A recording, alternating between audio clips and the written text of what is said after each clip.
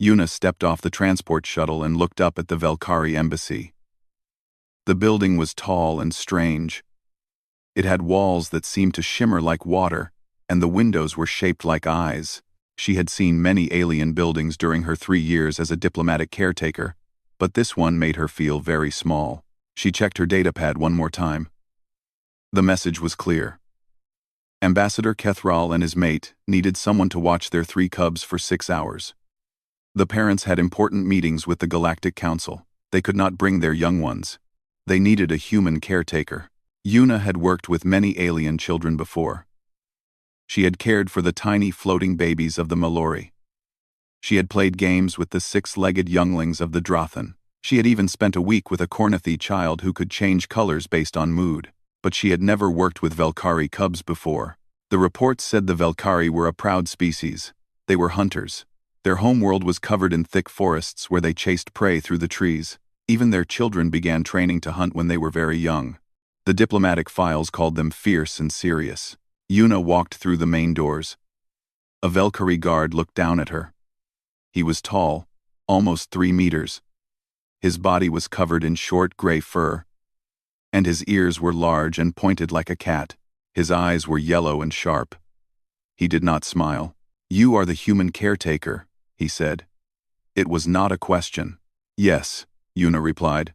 "I am here to watch the ambassador's cubs." The guard made a sound that might have been a laugh. "Good luck, human. They are wild today. Full of energy. They have been practicing their hunting stances all morning." Yuna nodded and tried to look confident. Inside, she felt a little nervous. Hunting stances did not sound like something she wanted to deal with. The guard led her through long hallways. The walls were decorated with paintings of forests and mountains. There were also images of Velkari warriors catching large animals. Yuna tried not to stare at the pictures. They were beautiful, but also a little scary. Finally, they reached a large door. The guard pressed his paw against a panel, and the door slid open. "The cubs are inside," he said. "The ambassador and his mate will return in 6 hours. Do not let them escape. Do not let them hurt themselves. And do not let them eat anything that is not on the approved list." "I understand," Yuna said. The guard walked away, and Yuna stepped into the room. The first thing she noticed was how big it was.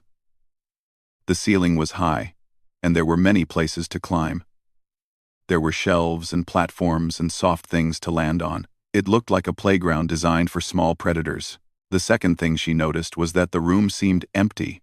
Yuna looked around carefully. "Hello?" she called out. "I am Yuna. I am here to take care of you today." There was no answer. She took a few more steps into the room. Her eyes moved from corner to corner.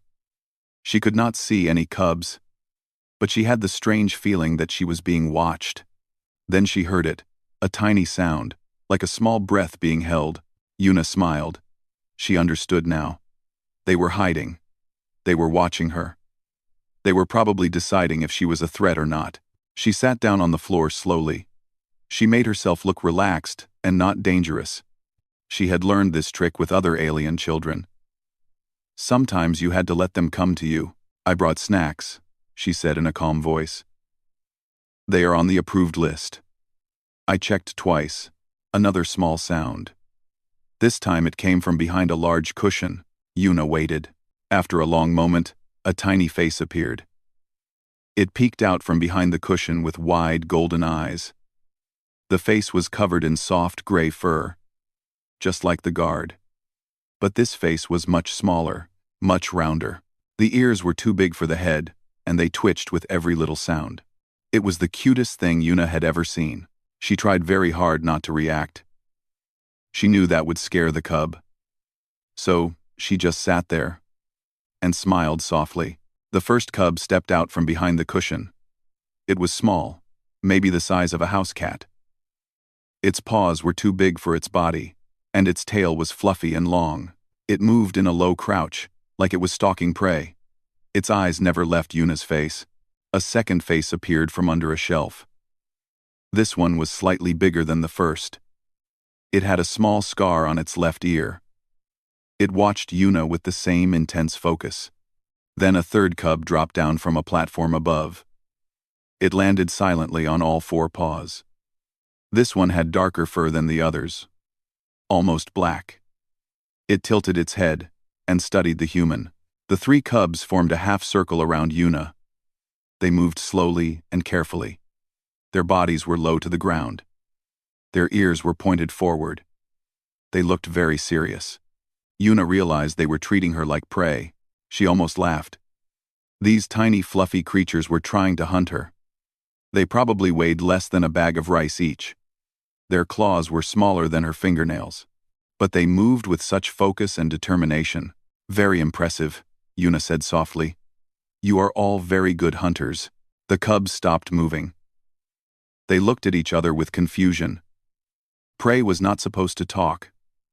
Prey was supposed to run or freeze in fear. The biggest cub, the one with the scar, made a chirping sound. It sounded like a question.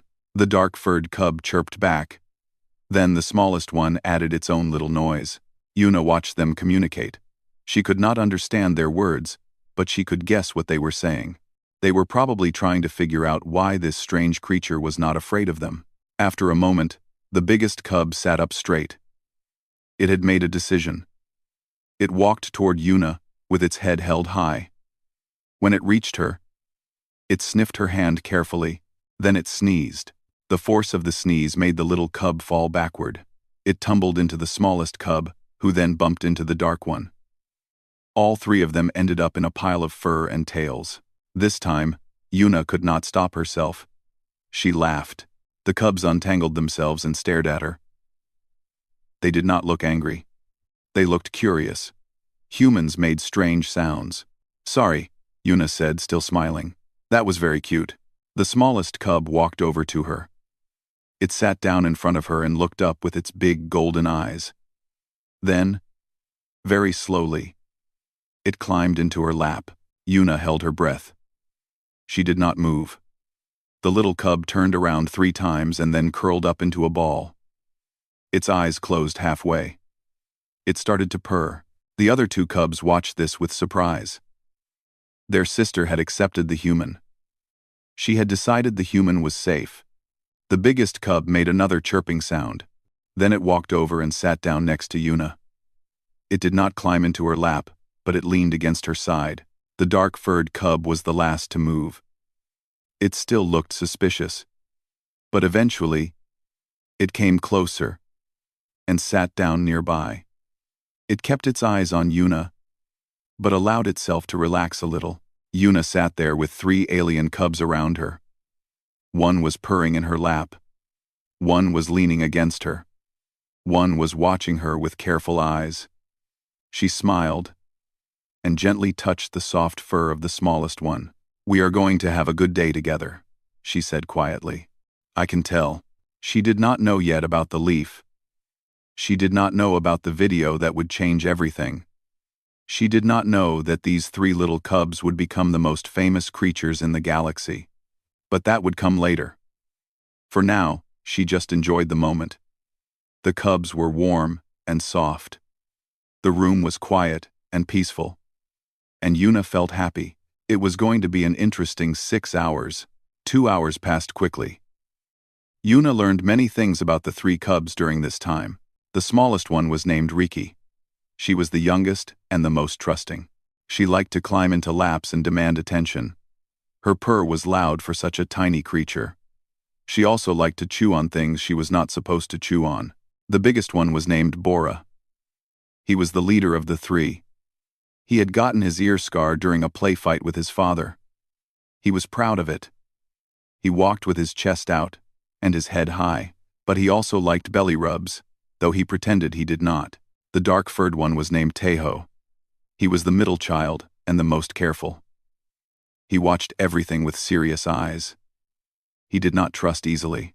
But once he decided you were safe, he became very loyal. He had finally let Yuna pet his head after an hour of watching her. Yuna had given them their approved snacks. She had played chase games with them. She had watched them practice their pouncing on each other. They were full of energy and very fast. But they were also clumsy in the way all young creatures are clumsy. Now, the The three cubs were resting on a large cushion. They were tired from playing. Riki was already half asleep. Bora was grooming his tail. Tejo was watching a small flying insect near the ceiling. Yuna sat in a chair nearby. She was reading something on her datapad. The room was quiet and peaceful. Then the window opened. It was automatic.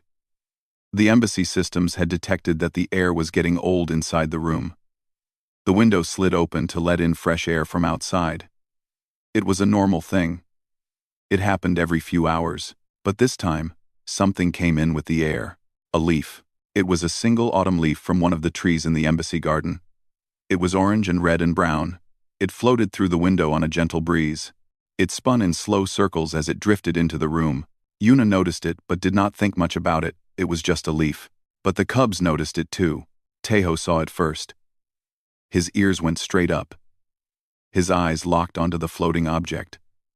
His whole body became very still. Only the tip of his tail moved, twitching back and forth. The change in Tejo made Bora look up from his grooming. He followed his brother's gaze and saw the leaf. His ears flattened against his head. His pupils grew wide and dark. A low, rumbling sound came from his chest. Riki woke up from her nap. She blinked sleepily and looked at her brothers. She saw how they were staring at something. She turned her head and saw the leaf. All three cubs were now focused on this single floating object. Yuna put down her datapad. She watched the cubs with growing interest. Their entire attitude had changed in just a few seconds. They had gone from relaxed babies to focused hunters. The leaf continued to float. It did not know it had become the target of three small predators. It just drifted through the air, spinning gently. Bora slowly got to his feet. He moved so carefully that he barely made any sound. His body was low to the cushion. His eyes never left the leaf. He took one step forward. Tejo moved at the same time. He slid off the cushion and pressed his belly to the floor. His tail was straight out behind him. He began to creep forward with tiny, silent movements. Riki tried to copy her brothers. She got off the cushion and crouched down. But she was not as smooth as them. Her back legs kept sliding on the floor. She looked more like she was doing a strange dance than stalking prey. Yuna covered her mouth with her hand. She was trying very hard not to laugh. The cubs looked so serious, so focused, so determined. But they also looked absolutely adorable. She reached into her pocket and pulled out her phone. She had to record this. She had to capture this moment. She opened the camera quietly and started filming. The leaf floated lower. It was now about a meter above the floor. It continued to spin in lazy circles. The cubs watched its every movement. Bora stopped creeping. He was in position. His back legs were bunched up under him. His front paws were spread wide. He was ready to jump. Tejo had moved to the side. He was approaching from a different angle. The two brothers were working together without speaking. They had done this many times in their play hunts. They knew how to coordinate. Riki was still struggling with her crouch. She kept losing her balance and falling over, but she refused to give up. She wanted to hunt too. The leaf drifted a little closer to the ground. Bora made a tiny chirping sound. It was a signal. Tejo chirped back. He was ready. Riki chirped too, though she was not really ready at all. Yuna held her phone steady. She did not want to miss anything. This was going to be good. The leaf touched down on the floor, and everything happened at once. Bora launched himself through the air. His jump was powerful and aimed directly at the leaf. His front paws were extended like he was going to catch a bird, but the moment his paws hit the floor near the leaf, the movement created a small puff of air. The air pushed the leaf. It floated up and away from him. Bora landed on empty floor. He looked confused for a moment. Tejo saw his chance. He leaped from his position, flying through the air toward where the leaf was now drifting. He twisted his body in mid-jump, reaching out with both front paws. The leaf slipped between his paws. He grabbed nothing but air. Tejo landed hard and rolled twice before stopping. He lay on his back with all four paws in the air. He blinked at the ceiling with a stunned expression. Riki decided this was her moment. She charged at the leaf with no plan and no grace. She ran as fast as her little legs could carry her. She was making tiny battle sounds as she ran. The leaf floated upward again, carried by the air from all the movement. Riki jumped. She jumped with all her might. She went straight up into the air, higher than Yuna expected. Her paws were spread wide. Her mouth was open. She looked like a tiny furry star. She completely missed the leaf. She also landed on top of Bora, who had not moved out of the way in time. The two cubs tumbled together in a ball of fur and tails. They rolled across the floor and bumped into Taeho, who was just getting up. All three of them ended up in a pile. The leaf gently floated down and landed on top of the pile. Yuna could not hold back anymore. She laughed so hard that tears came to her eyes. She kept the camera pointed at the cubs, even while she was laughing. She did not want to miss a single moment. The cubs untangled themselves. They looked at each other. Then they looked at the leaf that was now sitting on Bora's head. Bora shook his head. The leaf floated up again. The hunt began once more. For the next 30 minutes, Yuna watched the three cubs try to catch the leaf. They jumped. They rolled. They crashed into furniture. They crashed into each other. They came up with plans that failed immediately. They tried surprise attacks that surprised no one. The leaf kept escaping. Yuna filmed everything. She got videos of Taeho doing a flip in the air and landing in a basket of toys. She got videos of Riki trying to sneak up on the leaf and tripping over her own tail. She got videos of Bora standing very still, waiting for the perfect moment, and then jumping in completely the wrong direction. They looked like baby ninjas. That was the thought that kept going through Yuna's mind. They moved with such intensity. They took everything so seriously. They used stealth and teamwork and strategy, but they were also small and fluffy and terrible at their job. Baby ninjas who could not catch a leaf. Finally, after many failed attempts, the three cubs lay on the floor. They were breathing hard. Their fur was messy and sticking up in strange directions. They looked exhausted. The leaf had landed on a shelf, far out of reach. Riki made a sad little sound. She was very disappointed. Bora looked at the leaf with frustration. He was the leader. He should have caught it. Taeho just stared at the ceiling. He had given up. Yuna stopped recording and put her phone away. She stood up and walked over to the cubs. She sat down next to them on the floor. "You did very well," she said gently. "That was a very fast leaf." Riki crawled into her lap and buried her face in Yuna's shirt. She was upset about her failure. Yuna petted her soft fur. "It is okay," she said. "You will catch it next time. You are all very good hunters." Bora made a grumbling sound. He did not believe her. Yuna smiled and reached up to the shelf. She grabbed the leaf and held it out to Bora. He looked at her with suspicion. Then he looked at the leaf. His eyes got big again. His pupils dilated. His tail started twitching. Yuna let go of the leaf. It began to fall, and the hunt started all over again. The second round of hunting was even more intense than the first. Bora had learned from his mistakes. He did not jump immediately this time. He waited. He watched the leaf fall slowly through the air. He calculated the path. He was patient. Taeho had also changed his approach. Instead of attacking from the side, he positioned himself directly under where the leaf would land. He lay flat on his back with his paws up, ready to catch it. Riki had not learned anything. She just bounced around excitedly, waiting for something to happen. The leaf drifted lower and lower. Bora's muscles tensed. Taeho's paws opened wide. Riki made happy chirping sounds. The leaf was almost at Taeho's paws when a small breeze from the window pushed it sideways. It floated away from Taeho and toward a potted plant. Taeho grabbed at empty air. He made a frustrated sound. Bora saw his chance. The leaf was heading toward him now. He jumped forward with precision timing. His paws closed around the spot where the leaf should be. But the leaf had changed direction again. It was floating upward now, caught in a warm current from a heating vent. Bora's paws caught nothing. He landed on his face and slid across the smooth floor. He kept sliding until he bumped into the wall. Yuna winced. That looked like it hurt. But Bora just shook his head and got back up. He was not injured. He was just annoyed. Riki saw the leaf floating up high. She ran toward the wall and started climbing. Her claws were small but sharp enough to grip the textured surface.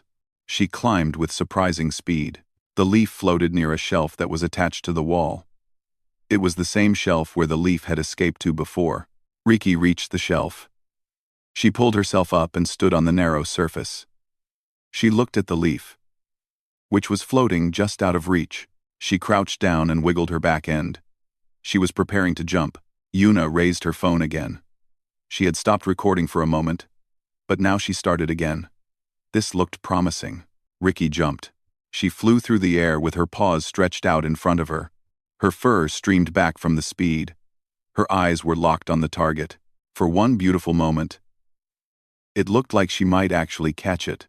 Then the leaf dropped suddenly as the warm air current disappeared. Riki sailed right over it.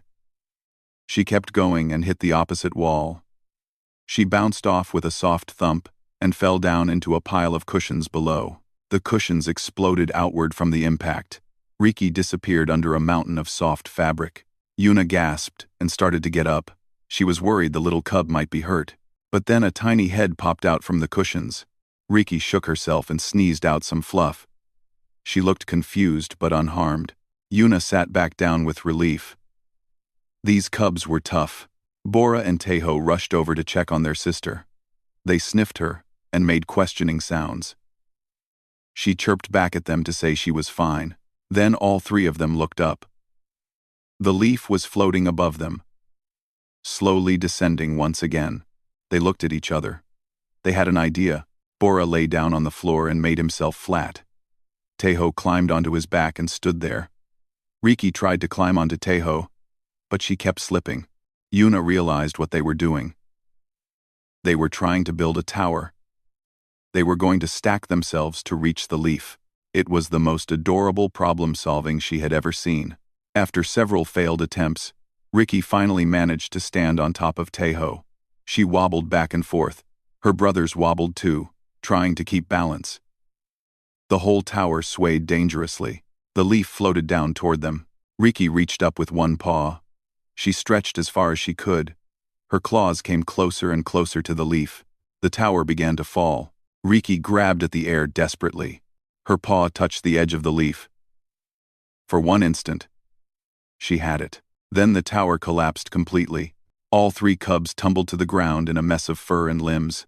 They rolled in different directions. Tejo ended up under a chair. Bora crashed into a toy box. Riki somehow landed perfectly on her feet, only to trip over nothing and fall on her face. The leaf floated down and landed gently on top of the toy box. Yuna was laughing so hard she had trouble holding her phone steady. Her stomach hurt from laughing. She had tears running down her cheeks. These cubs were the funniest creatures she had ever watched. Bora pulled himself out of the toy box. Several small toys were stuck in his fur. He had a rubber ball tangled in his tail. He looked ridiculous. Tejo crawled out from under the chair. There was dust on his nose. He sneezed 3 times in a row, each sneeze making his whole body jump. Riki was just lying on her face. She had given up on standing. Her tail was the only thing moving, twitching sadly back and forth. Yuna put down her phone and went to help them. She picked up Riki first and held her close. The little cub made a pitiful sound and pressed her face into Yuna's neck. "Poor baby," Yuna said softly. "That leaf is very mean." She reached into the toy box and grabbed the leaf with her free hand. Bora and Tejo watched her with tired eyes. They did not try to attack the leaf this time. They were too exhausted. Yuna looked at the leaf, then at the cubs. She had an idea. She carried Riki over to a soft mat on the floor and sat down. She placed Riki in her lap, then she patted the mat next to her. Bora and Tejo walked over slowly. Their movements were tired and heavy. They flopped down on the mat on either side of Yuna. Yuna held the leaf above them. "Watch the leaf," she said gently. The cubs looked up. Their eyes locked on the target immediately. They could not help it. It was instinct. Yuna moved the leaf slowly back and forth. The cubs' heads followed it. Their eyes tracked every movement. But they did not jump. They were too tired to jump. She lowered the leaf a little. Riki's paw came up automatically, but she did not have the energy to grab. Her paw just tapped the leaf softly. "Good girl," Yuna whispered. She lowered the leaf more. It touched Riki's nose. The little cub went cross-eyed trying to look at it. Then she sneezed, and the leaf flew up into the air again. Yuna caught it before it could escape. Bora made a sound that might have been a laugh. Teho's tail was wagging slightly. Yuna brought the leaf down to Bora. She let it rest on his head. He looked up and went cross-eyed too. Then he shook his head violently, sending the leaf spinning. Yuna caught it again. She brought it to Teho. She dangled it in front of his nose. He sniffed it carefully. Then he opened his mouth and tried to bite it. "No eating the leaf," Yuna said, pulling it away quickly. "That is not on the approved snack list." Teho made a disappointed sound. Yuna played with them like this for a while. She moved the leaf slowly, letting them tap it and touch it. She was training them, in a way, teaching them to track movement without wasting energy. The cubs began to relax. Their breathing slowed down. Their bodies became less tense. Ricky started purring in Yuna's lap. Soon, all 3 cubs were almost asleep. The leaf lay on the mat between them. They had not caught it through hunting, but they had caught it through patience. Through trusting the human who was taking care of them. Yuna smiled and reached for her phone. She took a few pictures of the sleeping cubs. They looked so peaceful, so soft, so different from the wild hunters they had been just minutes ago. She looked at all the video she had recorded. There was so much good footage. The jumps, the falls, the tower, the pile of cushions, the look on Ricky's face when she missed the leaf by inches. She had to show this to someone. She could not keep this to herself. She thought about her colleague Taehyun. He worked at the human embassy across the street. He would love this. He always said Valkyrie were too serious and scary. This would change his mind. She opened her communication app and started typing a message, but she stopped. She should probably ask the ambassador first. These were his cubs. It might not be appropriate to share videos of them without permission. She looked at the sleeping cubs. They were so cute. So innocent. So unaware that they were about to become famous. Yuna saved the videos and put her phone away. She would ask the ambassador when he returned. For now, she would let the cubs rest. The leaf hunt was over. But the real adventure was just beginning. Ambassador Kethral returned exactly 6 hours after he had left. He was a large Valkyrie with silver fur and intelligent eyes. His mate, Lady Sora, walked beside him. She was smaller but moved with a grace that made her seem dangerous. The cubs woke up immediately when they heard their parents enter. They ran to greet them with excited chirps and bouncing. Yuna stood up and bowed respectfully. "Ambassador. Lady Sora. Your cubs behaved very well." Kethral looked at his children. They were climbing all over him now, trying to tell him about their day in their own way. Bora was showing off the scar on his ear. Teho was pretending to hunt his father's tail. Ricky was just purring loudly and demanding attention. "They do not look tired," Kethral said with surprise. "Usually they have more energy than any caretaker can handle." Yuna smiled. "We found ways to use up their energy." "Oh?" Lady Sora tilted her head. "What did you do?" Yuna hesitated for a moment, then she pulled out her phone. "May I show you something? I recorded some of their playtime. I wanted to ask your permission before sharing it with anyone." The ambassador's ears went forward with curiosity. "Show us." Yuna played one of the videos. It was the one where the cubs tried to build a tower and collapsed. The sound of tiny chirps and crashes filled the room. She watched the parents' faces carefully. She was not sure how they would react. These were Valkyrie, a proud hunting species. Their cubs were supposed to be fierce warriors in training. Would they be offended to see their children looking silly? Lady Sora made a strange sound. It was high-pitched and soft. Her shoulders were shaking. She was laughing. "Look at them," she said between laughs. "Look at Riki's face when she falls." Ambassador Kethral was trying to maintain his dignity. His face was serious. But Yuna could see his whiskers twitching. The corners of his mouth were pulling upward. "This is educational footage," he said stiffly. "We can see areas where they need to improve their hunting skills." Lady Sora hit her mate's arm gently. "Educational?" They look like fluffy idiots. I love it. The ambassador's serious expression finally cracked. He laughed quietly. They do take after your side of the family. Lady Sora laughed harder. Yuna felt relief wash over her. They were not angry. They thought it was funny too. May I share this with a friend? She asked. He works at the human embassy. I thought he would enjoy seeing it. The ambassador waved his paw. Yes, yes, share it. Perhaps it will show humans that Valkyrie are not always serious. We can be entertaining. Yuna thanked them and left the embassy. She walked across the street to the human embassy. Her friend Taehyun worked in the communications department. He was always looking for interesting content to share on the embassy's social channels. She found him at his desk, staring at multiple screens. He was a young man with messy hair and tired eyes. He spent too much time working and not enough time sleeping. Taehyun, Yuna said, I have something you need to see. He looked up with little interest. Is it another formal diplomatic announcement? Because I have too many of those already. No. Yuna smiled and held up her phone. It is 3 baby aliens trying to hunt a leaf. Taehyun raised an eyebrow. Then he watched the first video. His expression changed. His eyes got wide. His mouth fell open. Play that again, he said. Yuna played it again. Are those Valkyrie cubs? Taehyun asked in disbelief. The terrifying hunter species? Those fluffy little things? Yes. And they are trying to catch a leaf? Yes. And failing completely? Yes. Taehyun grabbed Yuna's arm. Please tell me you got permission to share this. I did. Taehyun's face lit up with joy. This is going to be the best thing I post all year, maybe all decade. He transferred the videos to his computer and started editing them together.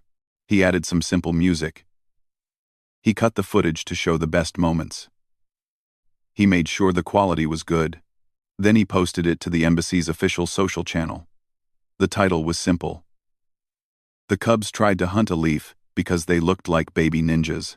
Yuna watched over his shoulder. Baby ninjas? Look at them, Taehyun said. The way they move. The stalking. The coordinated attacks. They look like tiny assassins. Just really bad ones. Yuna had to admit he was right. The first hour after posting was quiet. A few people liked the video. A few people shared it. Nothing unusual. Then something happened. A famous entertainer on one of the core worlds found the video. She shared it with her millions of followers. She added a comment that said, I did not know Valkyrie babies were this cute. I want 12 of them. The video exploded. In 2 hours, it had 1 million views. In 4 hours, it had 10 million. By the next morning, it had been seen by over 100 million beings across the galaxy. The comments section was overwhelming. The little one with the dark fur is my favorite. When they tried to build a tower, I screamed, Valkyrie are scary? These babies cannot even catch a leaf. I have watched this 40 times. I will watch it 40 more. The human filming this must have been dying. I can hear her trying not to laugh. The video spread to every corner of known space. It was translated into dozens of languages. People made art of the cubs. They made animations. They made toys that looked like the 3 fluffy hunters. Yuna woke up the next day to find her inbox full of messages. News agencies wanted interviews. Entertainment shows wanted to talk to her. The Valkyrie embassy had received thousands of requests for more cub content. She went to the embassy to check on the cubs and found chaos. Ambassador Kethril was standing in the main hall, surrounded by diplomats and reporters. Lady Sora was trying to keep the cubs away from all the attention, but Ricky had escaped and was currently being photographed by 7 different people. This is madness, Kethril said when he saw Yuna. But he did not look angry. He looked amused. And maybe a little proud. I am sorry, Yuna said. I did not expect this to happen. Sorry? The ambassador shook his head. Do you know how many trade agreements we have received requests for since the video went viral? 23. 23 species suddenly want to be friends with the Valkyrie. Yuna blinked with surprise. Because of a video of your cubs? Because they think we are adorable now. Kethril made a sound that was half laugh, half growl. Centuries of building a reputation as fierce warriors, destroyed by one leaf. Lady Sora walked over with Riki in her arms. The little cub was wearing a tiny cape that someone had given her. She looked very pleased with herself. The humans are calling them baby ninjas, Lady Sora said. What is a ninja? Yuna explained. On Earth, ninjas were ancient warriors who used stealth and skill to complete missions. They were known for being silent and deadly. Silent and deadly. Kethral looked at his daughter, who was currently chewing on her own tail. Yes. I can see the resemblance, Yuna laughed. Despite the chaos, everyone seemed to be in good spirits. The video had not hurt the Velkhari reputation. It had changed it, made it softer, more approachable, and that, she realized, might be exactly what the galaxy needed. The cubs had not caught the leaf, but they had caught something much more valuable. They had caught the hearts of an entire galaxy. 1 week after the video went viral, the Galactic Council called an emergency meeting. Ambassador Kethral attended with a heavy heart. He knew what was coming. The other Velkhari clans were furious. They had sent him hundreds of angry messages. Their warriors in training had become a joke. The proud hunting culture was now associated with cute baby animals who could not catch leaves. He stood in the great hall of the council and faced representatives from every major species. The room was silent. Everyone was watching him. Elder Voshral, the leader of the Velkhari High Council, spoke first. His voice echoed through the hall. Ambassador Kethral, do you understand what you have done? Kethral bowed his head. I do, Elder. Our cubs are being called baby ninjas. The Elder spat out the words. Humans are making stuffed toys of them. Our children are being treated as entertainment. Yes, Elder. For generations, other species have respected us, feared us. We earned that respect through strength and skill. And now? Now they want to pet us. The other species in the room were quiet. Some of them were trying not to smile. The Mallory representative was definitely holding back a laugh. Kethral took a deep breath. Elder, may I speak? The Elder waved his paw with permission. When I first saw the video, Kethral said, I was horrified. My own cubs, failing to catch a simple leaf. For everyone to see, I thought our family would be shamed forever. He paused and looked around the room. But then something strange happened. Species that had refused to speak with us for centuries suddenly wanted to meet. Trade offers came flooding in. Diplomatic doors that had been closed for generations suddenly opened. The Elder's eyes narrowed. What are you saying? I am saying that the video changed how others see us. Not as monsters, not as threats, but as people, as families, as parents who love their children. A Drothan diplomat stood up. His 6 legs clicked on the floor. He speaks the truth. My people have always feared the Velkhari. But after seeing those cubs, my daughter asked if we could visit your home world. She wants to see where the baby ninjas live. The Mallory representative floated forward.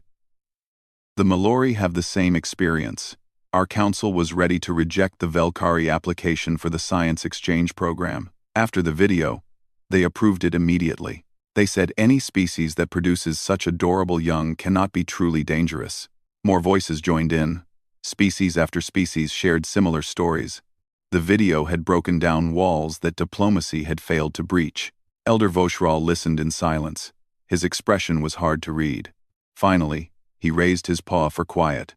Ambassador Kethral, you are telling me that this embarrassment has helped our people? Yes, Elder. More than any military show of strength ever could. The Elder was quiet for a long moment. Then he did something that shocked everyone in the room. He laughed. It was a deep, rumbling laugh that shook his whole body. It echoed off the walls of the great hall. My grandcubs, he said when he caught his breath, could not catch a leaf. And that failure has done more for Velkhari diplomacy than 50 years of my own work. He shook his head slowly. Perhaps the universe is trying to tell us something. The tension in the room disappeared. Other diplomats started talking and laughing. The mood shifted from serious to light. Kethral felt a weight lift from his shoulders. He had been so worried about the Elder's reaction. He had not expected this. The meeting continued for another hour. Plans were made. Agreements were discussed. The Velkhari would participate in more cultural exchanges. They would open their borders to tourists. They would share their history and traditions with species who had never dared to visit before. And it was all because of 3 cubs and 1 leaf. After the meeting, Kethrul returned to the embassy. Yuna was there, playing with the cubs in their room. Bora was showing her his hunting stance. Teho was reading a picture book about ancient Velkhari warriors. Riki was asleep in Yuna's lap. "How did it go?" Yuna asked when she saw him. Kethrul sat down on the floor next to her. It was not a dignified position for an ambassador. But after everything that had happened, dignity seemed less important. "Better than expected," he said. "The elder is not angry. He thinks the video was good for our people." Yuna smiled. "That is wonderful news. It is strange news." Kethrul looked at his cubs. "For so long, we believed that strength was the only way to earn respect, that we had to be feared, to be valued." He reached out and touched Bora's head gently. The cub leaned into his paw. "But these 3 showed the galaxy something different. They showed that we are not just hunters. We are parents. We are families. We are beings who love and play and sometimes fail to catch leaves." Riki stirred in Yuna's lap. She yawned and stretched her tiny paws. Then she noticed her father and immediately tried to climb on him. Kethrul caught her and held her close. She started purring and nuzzling his chin. "The humans have a saying," Yuna said. "Sometimes the smallest things can make the biggest difference." Kethrul nodded. "On Velkhari, we have a similar saying. The quietest hunter catches the most prey." "Your cubs were not very quiet," Yuna pointed out with a grin. "No. They were loud and clumsy and completely useless at hunting." Kethrul's voice was full of affection. "But they caught something no Velkhari hunter has ever caught before. They caught the attention of the entire galaxy." Teho walked over and leaned against his father's side. Bora followed, sitting down in front of them. The whole family was together now. Yuna took out her phone and snapped a picture. It was a simple image. A Velkhari father, surrounded by his 3 cubs. Nothing special by normal standards. But to Yuna, it was perfect. "What will you do now?" she asked. Kethrul thought about it. "There will be more meetings. More negotiations. More work to do. But first, I think I will spend some time with my family." He looked at Yuna with gratitude in his eyes. "Thank you for taking care of them. Thank you for showing the galaxy who we really are." Yuna shook her head. "I did not do anything special. I just recorded what was already there." "That is the most special thing of all," Kethrul said. Over the next few months, things changed for the Velkhari. They joined 3 new alliances. They signed dozens of trade agreements. Their tourism industry grew by 500%. Beings from across the galaxy wanted to visit the homeworld of the baby ninjas. The cubs grew up and eventually became skilled hunters. Bora joined the diplomatic corps like his father. Teho became a teacher at the Warrior Academy. Riki became a famous explorer who discovered 7 new worlds. But no matter how accomplished they became, they were always known for one thing. The time they tried to hunt a leaf, and showed the galaxy that even the fiercest species can be adorable. Yuna stayed friends with the family for the rest of her life. She was there when the cubs had their own cubs. She watched the next generation of Velkhari children grow up with humans and other species as their playmates. The video was still being watched 100 years later. It became a symbol of something important. A reminder that connection matters more than fear. That showing weakness can be a source of strength. That sometimes the best way to catch hearts is to fail at catching leaves. And somewhere in the archives of galactic history, there is a note. It says that the greatest diplomatic breakthrough between humans and Velkhari was not achieved through treaties or negotiations. It was achieved by 3 fluffy cubs, 1 autumn leaf, and 1 human who thought they looked like baby ninjas. Some stories end with great battles. This one ends with 3 small hunters, curled up with their father, purring softly. And that, perhaps, is the best ending of all.